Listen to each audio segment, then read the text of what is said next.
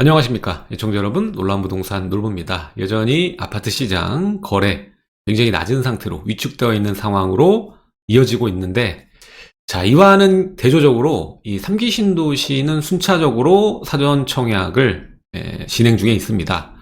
자, 근데 이 사전 청약, 본 청약까지 가려면 상당한 시간이 걸린다고 말씀을 드렸는데, 그 첫 단추라고 볼 수 있는 토지 보상이 2022년에 정말 어마어마하게 풀리게 됩니다. 그래서 여러분들 제목에서도 볼 수 있었듯이 올해 추정되는 이 토지보상금이 약 32조 정도로 예상이 되고 있습니다. 자, 과거에 이렇게 인구의 증가, 가구의 증가, 그리고 집값의 폭등 때문에 이 수도권, 이전에는 2기 신도시였죠.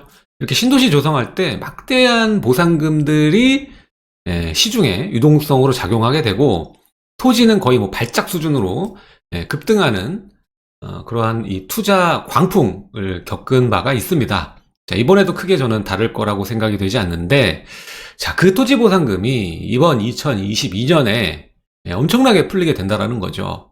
결국에 지금 현재 대출 규제하고, 그리고 가계대출 관리 방안이라고 해서 이렇게 쪼이는데, 시중의 유동성을 쪼이고 있고 수도꼭지를 잠그는데, 또 다른 방향에서 이렇게 정부가 유도한 3기 신도시에서 촉발된 막대한 30조가량의 유동성이 시장을 자극할 수 있다라는 생각이 들어서, 오늘 이를 주제로 우리는 어떻게 대응하는 게 좋을지 함께 이야기를 해보는 시간을 갖도록 하겠습니다. 시청하시기 전에 좋아요와 구독하기 부탁드리고요. 멤버십 가입하시면 매물 추천 정보와 그리고 강의 영상까지 시청이 가능하십니다. 그럼 지금 시작하겠습니다.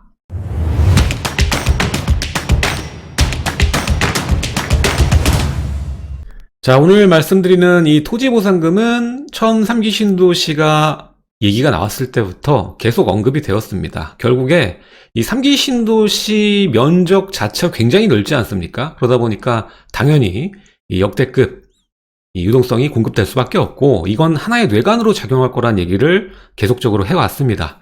근데 본격적으로 이제 토지 보상이 이루어지는 시기가 2022년이다 보니까, 자, 여기에 따라서 풀리는 유동성을 우리가 체크를 안 해볼 수가 없다라는 거죠. 자, 추정되는 액수만 해도 32조입니다. 정말 역대급 유동성이라고 볼 수가 있겠고, 자, 이전에 이명박 정권에 풀렸던, 이기 신도시 때문에 풀렸던 그 최고의 유동성과 맞먹는 수준이라고 볼 수가 있겠습니다. 자, 이 수치는 전국이고요. 전국 기준이고, 매년 정부에서 SOC 사업으로 보상금 평균 1조 5천억 정도를 사용하는 것을 감안했을 때, 지금 그 외 30조 정도가 그 외 사업이라고 보시면 되고, 공공주택, 도시개발, 그리고 산업단지 조성, 여러 군데가 있겠죠. 자, 올해는 92곳이 30조 정도가 풀린다고 추정이 되고 있는데, 그 중에 오늘의 핵심이죠.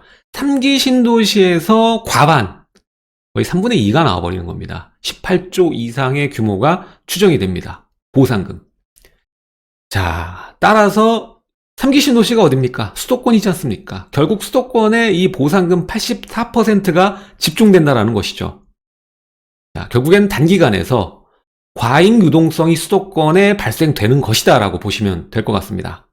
자, 그리고 더 나아가서 3기 신도시 중에서 어디에 보상금이 많이 갈까? 이것도 중요하겠죠. 결국 보상금은 주변 토지로 진입될 확률이 굉장히 높습니다. 자, 보면 고양시가 가장 많은 보상금이네요. 6조 7천억 정도 수준, 남양주가 6조 900억 수준, 그리고 용인 4조 8천억, 부천시, 안산시가 그 다음 순위라고 볼 수가 있겠습니다. 우리가 여기서 집중해 볼 수 있는 것은 고양시와 남양주시, 자, 여기가 3기 신도시, 왕숙지구도 있죠. 여기에 많은 보상금이 올해 풀릴 것이다 라는 것이죠. 결국에 비수도권은 4조 7천억 정도 수준밖에 안 되는 거고요. 모든 사업을 통틀어 봤을 때 수도권에 25조 정도가 진입이 된다라는 것입니다. 자, 그렇다면 토지보상금하고 유동성 얘기하는데, 이 30조 이상이 풀렸을 때 부동산 시장은 어떠한 영향을 받는가? 이게 중요하겠죠. 자, 과거를 보시게 되면 여러분들 이해가 금방 될 겁니다.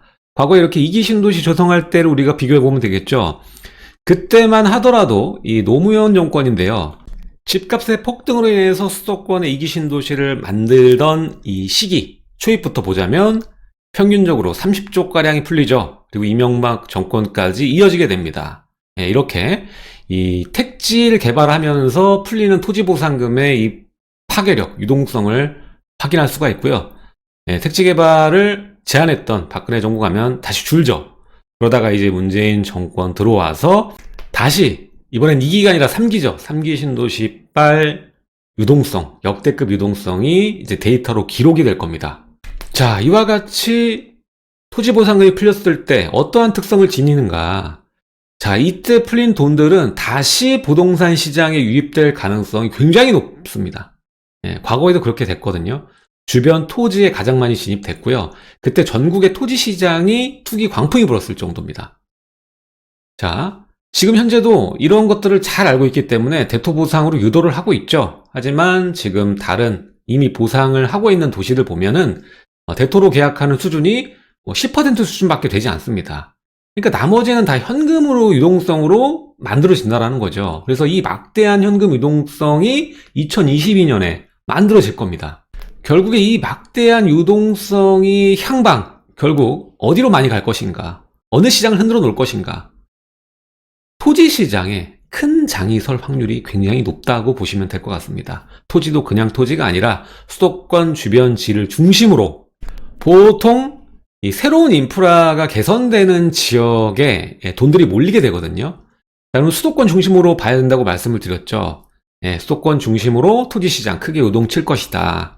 특히 어느 쪽을 봐야 되느냐, 이 기존에만 해도 이런 얘기를 많이 했어요. 이제 정권 초기에는 지금 대북 관련 사업들에 대해서 여러 가지 개발 사업들이 있었으니까 그걸 중심으로 한 토지에 많은 관심을 보였습니다. 근데 자, 지금은 이 도로와 철도, 그리고 교통개선 지역들, 그리고 개발 사업들, 산업단지 정비, 이런 걸 주축으로 해서 수도권에 크게 변화가 일어날 지역의 토지가 크게 상승할 확률이 굉장히 높습니다. 자, 이렇게 지가가 상승하게 되면 결국에 뭐 아파트랑은 관계없는 거 아닌가라고 생각하실 텐데, 자, 아닙니다. 결국 지가가 상승하게 되면 이 원가, 건축의 원가잖아요, 토지가. 원가 상승 피할 수 없고요. 공시가격 당연히 오르게 되고요. 그럼 서울의 지가에도 영향을 미치게 됩니다. 따라서 올해 2022년 부동산 시장 얘기할 때 빼놓을 수가 없는 이 변수가 토지 보상금이라는 겁니다. 지금 여러 채널에서도 2022년 전망에 대해서 다루긴 했는데 이 토지 유동성에 관련돼서 비중 있게 다룬 것은 제가 못 본 것 같은데요. 아무튼 제가 봤을 때는 대선 이외에 가장 큰 주요 변수라고 생각이 됩니다. 자, 이 변수로 인해서 결국에 수도권 토지에 큰 변화가 있을 거고요. 시장 변화가 있을 거고, 지방선거도 여기에 개입을 하게 될 겁니다. 그래서 지방선거와 토지시장의 유동성 폭발로 인해서 기존 아파트 시장에도 분명히 영향을 끼칠 수밖에 없다. 이렇게 봅니다. 그래서 올해 상승을 전망하는 분들이 굉장히 많은 걸로 아는데 거기에 상당한 에너지를 낼 수 있는, 이 열기를 낼 수 있는 것이 바로 이 토지보상금이다. 그 전에 먼저 우리가 생각할 거는 지금 같은 위축기가, 거래 위축기가 언제까지 갈 거냐. 이게 굉장히 가장 중요한 이슈겠죠. 근데 항상 대선, 이런 중요한 시기가 있으면 불확실성이 증가합니다. 누가 잡냐에 따라서 부동산 시장의 제도가 변할 거고, 규제로 가느냐, 완화로 갈 거냐가 확실하게 정해지기 때문에. 따라서 그때 가서 결정하려는 수요들이 늘어날 수밖에 없습니다. 관망세를 보일 수밖에 없다는 거죠. 따라서 대선 전까지는 이렇다 할 변동성이 보이지 않을 거다라고 보시면 될 것 같고요. 오히려 이 대선 직전이 가장 싼 시기가 되지 않을까, 타이밍이 되지 않을까라는 생각도 들고요.